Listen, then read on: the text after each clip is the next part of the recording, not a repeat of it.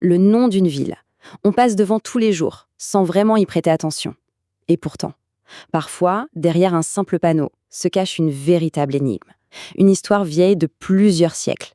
Aujourd'hui, on va décortiquer une histoire fascinante qui commence avec une question toute simple et qui va nous emmener dans un voyage de 800 ans. Alors voilà, la scène du crime, si on peut dire, La Haye, une commune tout ce qu'il y a de plus paisible en Normandie. Au premier abord, bon, rien de spécial, juste un panneau d'entrée de ville.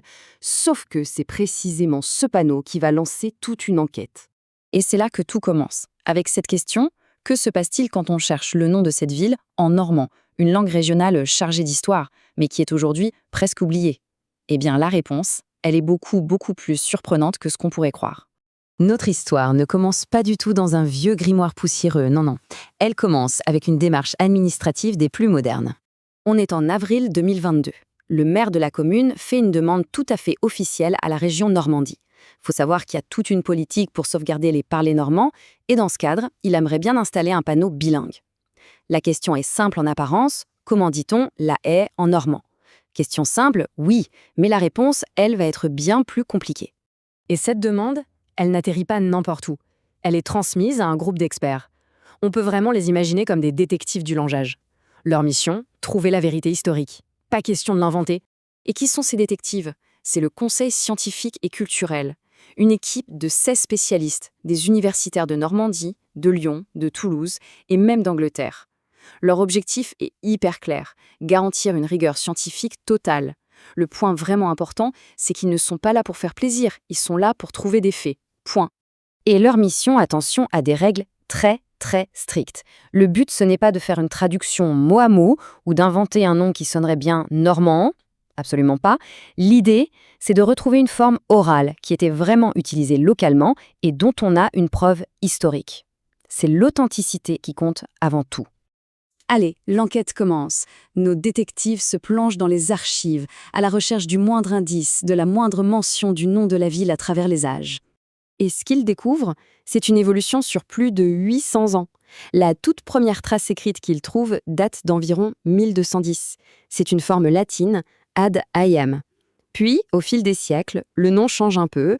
On trouve La Haye en Lyons, par exemple, avant que le nom ne se fixe. Chaque version, c'est comme une petite empreinte laissée par son époque. Mais constater les changements, ça ne suffit pas. L'étape suivante est essentielle, c'est l'étymologie. Il faut comprendre d'où vient ce nom, à l'origine. Et là, y trouve. La haie vient en fait du mot agia. C'est un très vieux mot qui vient de la langue des Francs. Et ce mot agia, ça voulait dire une haie ou un enclos, souvent quelque chose d'un peu défensif. L'hypothèse est donc que la ville s'est sûrement développée à l'origine autour d'un terrain clôturé ou d'une propriété fortifiée. Ok, donc on a l'origine écrite. Mais attention, ça ne suffit pas. Rappelons-nous, la mission, c'est de trouver la forme orale normande. L'enquête doit donc passer des archives à l'étude des sons. C'est ce qu'on appelle la phonétique historique. Alors là, c'est un peu technique, mais en gros, l'analyse des sons montre une évolution tout à fait naturelle. On part de la racine agia. Avec le temps, dans cette région précise de Normandie, la langue a fait son travail. Le son G, qui était dur, s'est adouci et puis il a fini par disparaître complètement. Pendant ce temps, IA est devenu E. C'est une transformation lente, continue, qui a abouti logiquement à la prononciation qu'on connaît aujourd'hui, la haie. Et voilà, l'enquête est bouclée, les archives ont parlé, l'étymologie a livré ses secrets, la phonétique a tout expliqué, nos détectives ont rassemblé toutes les pièces du puzzle et sont prêts à donner leurs conclusions. Voici le document final, la préconisation. C'est le moment de vérité, la réponse officielle à la question du maire. Alors, après des mois de recherche, que recommande le conseil? Et là, c'est le coup de théâtre. La conclusion dit, je cite, « Il ne semble pas que la position d'un autre panneau de signalisation soit nécessaire. En gros, pas besoin d'un nouveau panneau. Mais pourquoi donc ?» Tout simplement parce que, après toutes ces recherches, la conclusion scientifique est formelle. La forme française moderne, la haie, est aussi la forme normande locale authentique.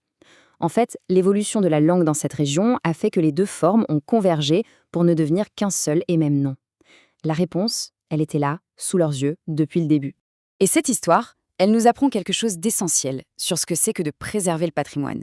Il ne s'agit pas d'inventer du folklore pour faire joli. Non, il s'agit de chercher la vérité historique, avec une vraie rigueur scientifique.